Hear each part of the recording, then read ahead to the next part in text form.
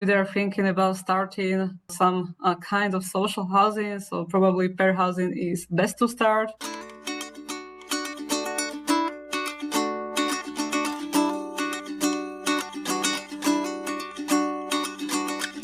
Well, welcome back, everyone, to the Dairy Science Digest. This is a podcast designed to bring the Journal of Dairy Science straight to the ears of dairy producers. My name is Reagan Blewell, and I'm from the University of Missouri Dairy Team. And today we have a well-traveled guest from Iowa State University, Dr. Katarina Buckova. And during her stint in Iowa, she and two other researchers prepared an invited review for the Journal of Dairy Science titled A Systemic Review of the Effects of Paired Housing on Dairy Calf Welfare and Productivity. And the goal of these reviews is to comb through all of the published science surrounding a topic, to compare the results and then summarize the overall outcomes. Dairy science introduced individual hutches way back in the early 40s, and it's pretty well been the gold standard for calf care during that pre-weaning phase. However, with potential policy shifts and interest in consumer requests, we're seeking more information about the science and the possibility of group housing and how that might affect our herd success. So thank you for joining us today all the way from Taiwan. Welcome, and would you please take a moment to just introduce yourself to the audience? Yeah, of course. Thank you very much for this invitation. Hello, everyone. So my name is Katarina Buckova. I was previously based at Iowa State. Right now I am in Taiwan. My research topic is how to improve the welfare of farm animals, especially dairy and pigs. I'm also interested how to measure emotional states in animals, mostly in farm animals.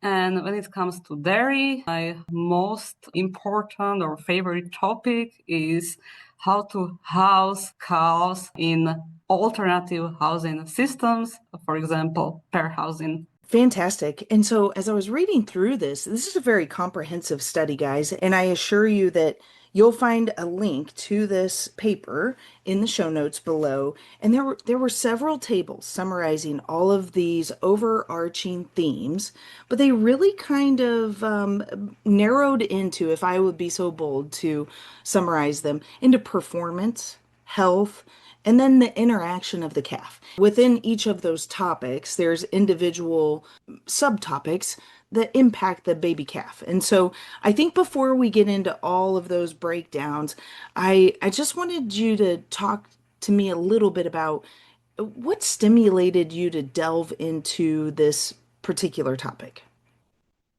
So one of my research topic is how to house dairy calves socially, especially in pairs. And I got to this topic during my PhD study at Czech University of Life Sciences in Prague. So basically my whole PhD project was about pair housing of dairy cows. So we were assessing different variables of calf welfare, for example, performance, health, stress resiliency, behavior, emotional states. And I got very interested in the topic. And I also noticed that there were many studies on the topic, but there was no review, particularly on pair housing. So I felt like it would be very beneficial for scientists, but also for producers to actually summarize all these research papers. Yeah, and I was actually pretty intrigued as I was coming through the article that the first real study of this topic was way back in '02, right? And so again, guys, to summarize the goal of this invited review, her and her team summarized a total of 48 different articles in the literature over a span of about 25 years. And so as you were combing through that, I want to first talk about some general themes over the broader topics of 48 papers. What was the span of time that most of the researchers chose to integrate the paired housing? Like at what day of production did those calves meet their neighbor? Yeah, so a majority of studies was focused on really young dairy calves, so until they are weaned from milk. but there were also a few studies after weaning. So they were looking at how cows were doing after they were introduced to groups. And what we found, and it's interesting, but we would really allow to see more research here, is that there were only limited number of studies on more long-term measurements. So basically, there were really just few studies looking at how individually or per house dairy cows are doing when they are adult. So this is what I think would be really beneficial for producers and also interesting for science or research itself. You bet. I did think that that was one of the bigger take homes that I had after reading the papers. I want to know, how does the impact of pairing them together affect them long term? What does that look like in the mature cow? Does it impact her longevity and overall productivity? And let's dive right into performance. And again, as you were stating, this is going to be primarily the pre-weaned phase, and calves in general were commingled about, what do you say, two to 3 days of life? Is that common, or did they mostly get commingled right away? Oh, it differed, right? So sometimes researchers really introduced them to pairs almost after birth, but sometimes they took few days and sometimes even 1 or 2 weeks. So this was really a difference. Mm-hmm. And so after they were paired together, there were some behavioral responses observed across the papers, and then there were also performance-based observations. So in summary, what are some of the health or performance observations that some of the researchers were documenting? The majority of papers, they didn't report differences between individual and pair house cows in performance or health. So I think this is quite important for dairy producers to hear, because sometimes I'm hearing opinions. They are actually worried that if they house cows together, even if with only one conspecific, it could mean their body weight and health will be impaired. But in our review, we cannot confirm this. So they will gain in similar way, and also they will not be different when it comes to health. When we are talking about health, so there weren't too many studies. So we need to be a little bit cautious here, but when it comes to performance, so especially body weight gain, we found almost 30 studies, and we can make quite a strong conclusion on this. And I would like to know that some studies also found improved body weight gain in pair house cows compared to individually house cows, but a majority, there was no difference, right? So we need to interpret the overall picture. I just want to note that under certain circumstances, pair house cows are more likely to gain more than less. So I don't think we found any single study where pair house cows would actually gain less compared to individually house cows. But we found several studies where pair house cows gained more. So under certain circumstances, for example, if they get higher amounts of milk, so there can be benefits on their body weight. But in general, we have to say they are not any different from individually house cows. Sure. And I think it's kind of fun to look at, spoiler alert, guys, if you flip near the back, table 11 has summarized all of these different topics. It's a very comprehensive review. I want to say just shy of 20 pages, but table 11 really is the brass tacks of what's going on. And you can quickly see right off the bat that this nutritional side of the topic is the most broadly researched. Out of 48 studies, there's 21 that look at solid feed intake, 26 looking at growth. And so it is the most studied topic of the paired housing. And I think when I interview producers that have paired housing, that's something that they always comment on, that the calves just tend to they encourage each other, I guess is maybe the best word that I can think of for that. It's almost as if they push the other animal or remind the other animal that they need to be coming and looking at that grain and tasting the grain and eating the grain, and as a result, anytime you have improved dry matter intake, you're going to find growth. And the question that often comes up is volume of milk. And we understand that as dairymen, we see the behavior of calves. And so if you are feeding a certain volume, there's definitely going to be an impact on behavior after feeding. So can you talk through, of the 48 studies, what was a reoccurring theme as total liters of milk per calf per day? There were few studies and they fed calves ad libitum, right? They basically could get as much milk as they wanted, but this wasn't very common. So there were just few studies like that. And if I exclude these studies, there were several studies and they fed calves around 10 kilograms per day. So it was quite nice, but and the minimum I would say they were really feeding as per farm practice. It would be 5 kilograms per day. For those of you that are hurriedly doing the calculations, 10 kilograms of milk times 2.2 is 22 pounds of milk. And then you divide that by the 8.6, and pretty quickly you get to the 2.5 gallons of milk per day.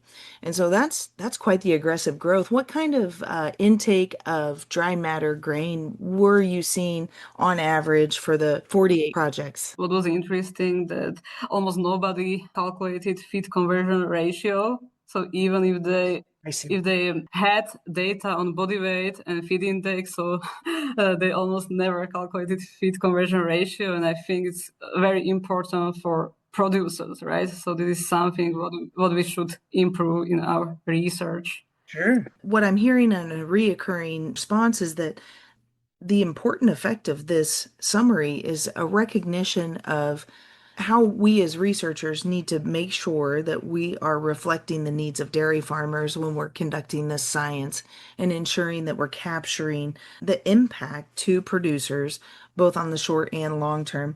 Looking at health effects with that volume of intake, did you see scours across the studies? Yes, but in almost any study, there was no difference between pair house and individually housed cows, right? But I have to say we didn't have too many studies on health, and the other issue was we need more robust health measurements. So often, calf health was actually assessed based on observation. Okay, so is there any scarring or coughing? So it was basically just done like a binary outcome, no or yes.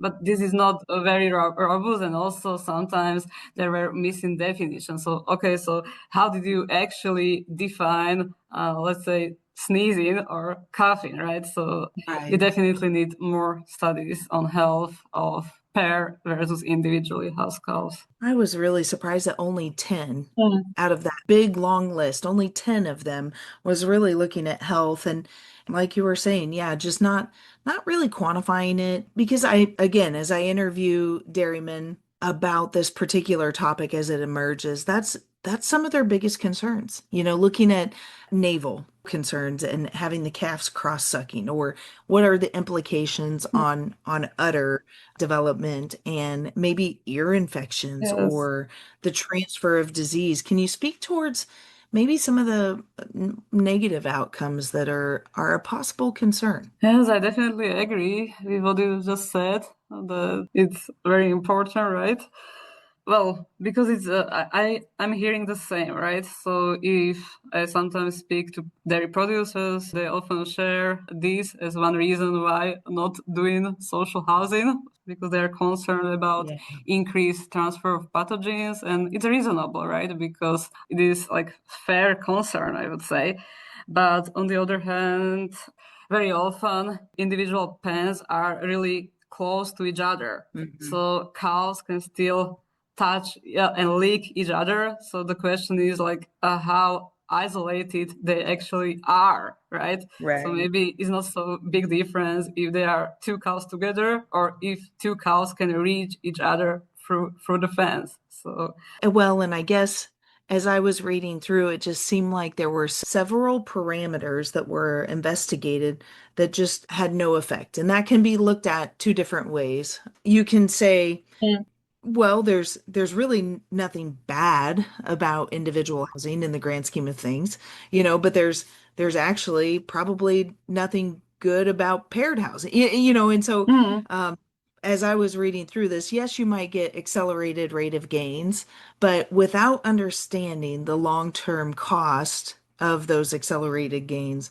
it left me scratching my head a little. And I'm delicate around this topic because I certainly don't want to do anything that alienates our consumer base mm. from consuming our delicious, delightful, nutritious product. But at the same token, I want science to be able to profoundly declare that dairymen are doing right. They're doing well with the development of their calves. And I think as I was reading your paper, it is well studied. And what we've learned is that both work, right? Yes, so I agree with you. Like, okay, so maybe producers can ask, so okay, if there is no difference in these parameters between individual and pair house cows, so why I should start doing that? But there are some other differences in relation to calf behavior. Yeah. Let's get into the discussion on the effect of paired housing on human and calf interactions, and specifically around stressful husbandry practices. So what were some of the observations that the articles that you were reviewing had on these husbandry practices that maybe challenge the calf? The most interesting finding of this review was that pair house cows seem to cope better with stressful husbandry procedures, for example, disbudding, weaning, or taking blood. So I think this is quite important finding, especially for dairy calf welfare, and interesting to dig into why, and it can be probably because of social buffering effect. And this means that if two familiar conspecifics are housed together and they experience some stress, they can recover more quickly from the stress. And it is because they are cues such as touches or vocal communication, and they impact stress response. It is very interesting. It is quite curious to think about the mode of action that could be doing this, and even without paired housing, I recall when I was milking there calves that would commingle together in what I call calf kindergarten. They seem to just cling to each other throughout the entire phase of production. 441 and 444 would always be together. They would show heat together, and then they would get pregnant together, and then they would give birth together, and spend that time in the dry cow pen together after they got bred again. And so it's just interesting to watch those behaviors. And I'm sure listeners here have experienced that same thing. They've seen their calves develop as cows through the cycle. And it is curious to wonder what is the physiological effect of that interaction that they might be having together. Hmm. It was from physiological perspective, no. So there were mostly studies based on behavior, right? So, for example, they looked on vocalization after weaning from milk in pair versus individually housed cows, and they found that pair housed cows reduced vocalization after weaning compared to individually housed cows. So it was still based on behavior. I don't think actually there was any physiological study which could be actually interesting, let's say, for example, to see if wounds after disbudding can heal more quickly in pair house cows. So it would be really Yeah. good idea for future research. Yeah, it would. That would be hugely helpful to understand. Yes. As we're talking here, if I have researchers listening in, what would be your recommendation after reviewing all of these articles when they're creating a project? What would the perfect research project on this topic look like? Yeah, it's an interesting question. So definitely it should include evaluating some longer term effects because it would have larger implications. Yeah, definitely we need more robust measurements of health. And I also think some variables were simply neglected. I already mentioned feed conversion ratio, but there were others, for example, abnormal behaviors, like cross-sucking. This is a very important behavior when it comes to dairy calf welfare. Producers are concerned about increased cross-sucking in their calves if they are housed in pairs early in their life, but there were only few studies actually looking at cross-sucking in older cows, right? Right. Very good. Okay, and so that was speaking to the researchers, but what about to the dairy producers listening in? What was the most impactful thing that you drew out of this summary review? Yes, first of all, I would just say that they shouldn't be concerned about per house cows gaining less compared to individually housed cows. So more likely there will be either no difference or per house cows will gain more. So they shouldn't be really worried about body weight gain. So if they're thinking about starting some kind of social housing, so probably pair housing is best to start because there are not so many things to adjust compared, for example, if you want to do a group housing of 20 cows, right? So this is something really different. And dairy cows are really socially motivated, as demonstrated by the reduced response to stressful husbandry procedures. There was actually some similar finding, and it was that pair house cows seem to have better developed social behavior. So they are able to read other cows better because they learn it when they were housed in pairs later in their life, right? So this can help them to cope better later in life when they are introduced to groups after weaning from milk. So you are going to help your calves a little bit, but you are not going to lose so much because there are not really any high investments in relation connected to pair housing, right? So you really don't have to rebuild your whole barn or anything. Good. That's a good summary as guys are looking at ways to reinvest into their operation, determining that maybe this is not the best way to reinvest. If you have your hutches in place and your system established, maybe this is not the right place. Yes, you just need to merge two hatches together, and actually, I think you can already buy hatch for pair house cows. So this is the only adjustment they need to do, right? Very good.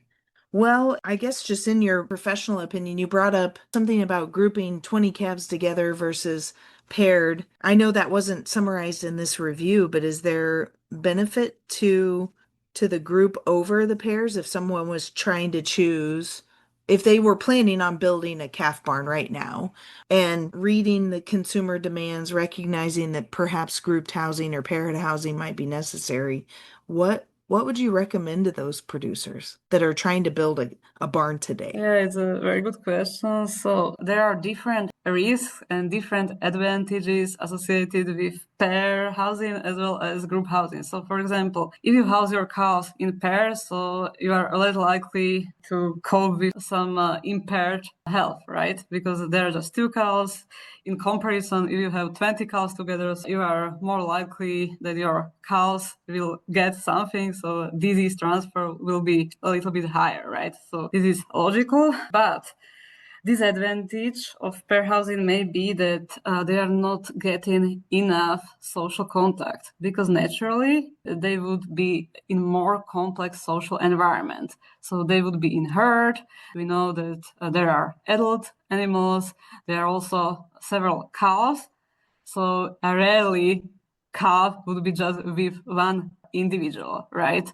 So if they are in groups with more animals, so probably they learn social behavior better because they have more other calves to interact with. And the other thing to think about is that now we are trying to incorporate automatic systems everywhere, right? Mm-hmm. So often we want to feed them from automatic feeders, and this is something what you cannot do in pair housing. If you have increased incidence of certain diseases, but still you would like to switch to some alternative housing systems in dairy cows, so don't go for big groups, so just do pairs. Or for Yes. example, if you have a high disease incidence on the farm, so maybe don't do it. So just Yeah. do something with your diseases and then do it. Yeah.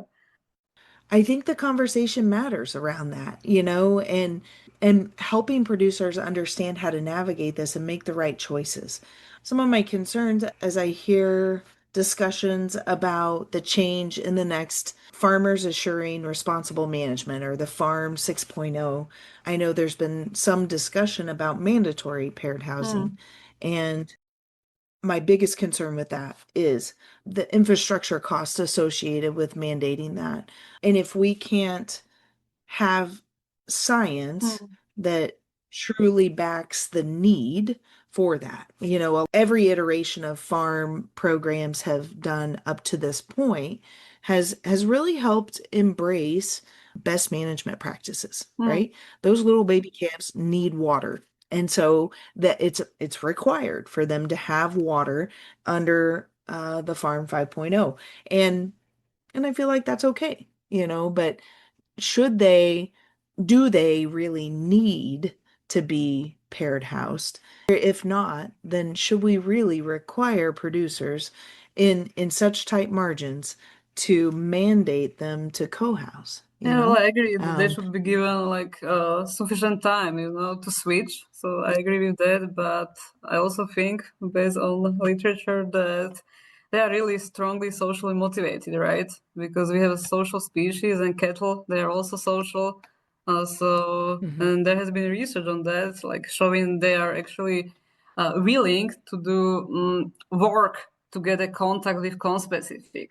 So for them, sure, I think it's very important. But of course, when the farm has like important issues with disease management or something like that, so maybe not yet. Yeah. But, right. Yes. uh, Right. It can be a challenge.